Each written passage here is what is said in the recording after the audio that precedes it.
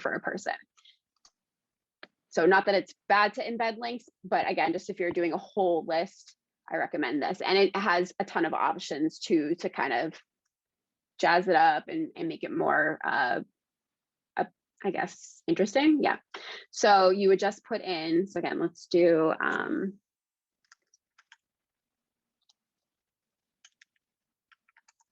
so you put in the name, like, so what you want it to actually say, and then the link goes here. Again, you can decide, do you want it to open up in a new window, which is the default, the same window, and those are the only two options. This is just the same as this one.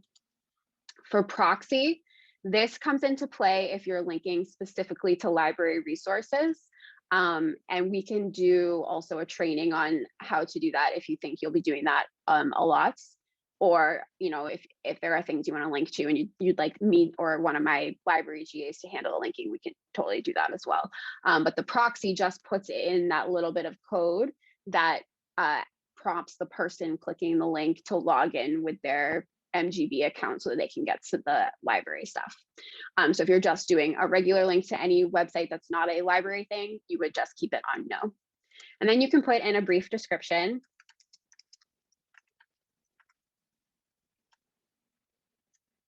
And then there is the more info section.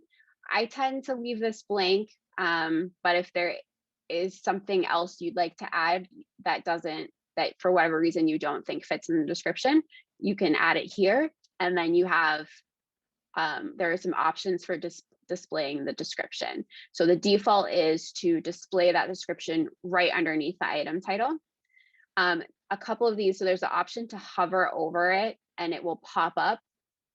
Again, that's not great accessibility wise. That's hard for a screen reader to deal with. So I tend to stay away from the hovering options. And then you can also actually hide the description. Why would you want to do that? Well, potentially you want the description for your reference, but you feel it doesn't need to be actually on the page for someone else to see. You can always hide it. And then again, you always have the option to change where this lives within the box. So right now it's defaulting to bottom of the box, but we could move it up above the rich text HTML section if we wanted to.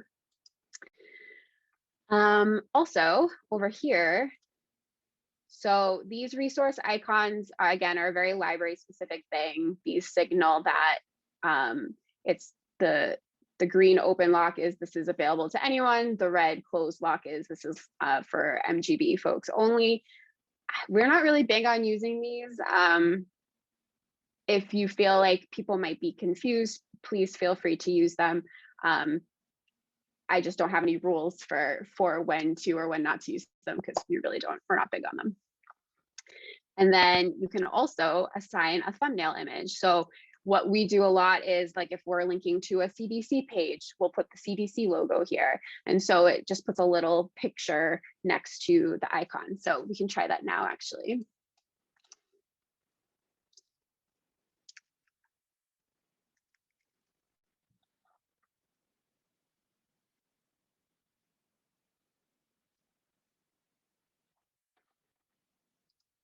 So if I right click on any image and say copy image location, that gets me the URL to the image, and then I can paste it right in here.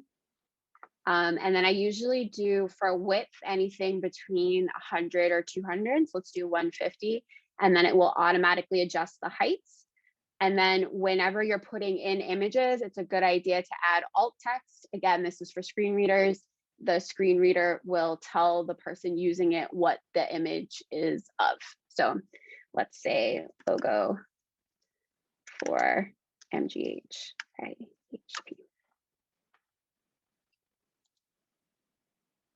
And when you're all set, you just click save and it should add it to our box. Did that work? Oh, I didn't actually know that. Okay, so I guess I have to put this in front. Good to know. There we go. All right, and you can see, oops. Sorry, sometimes my mouse like jumps around. Okay, there we go. So here's our link, here's the description, here's the picture, and I can always go in and edit this by clicking the little pencil thing and clicking edit, or I can just leave it that way as well. Same goes for any of the other sections on the box. As for other content,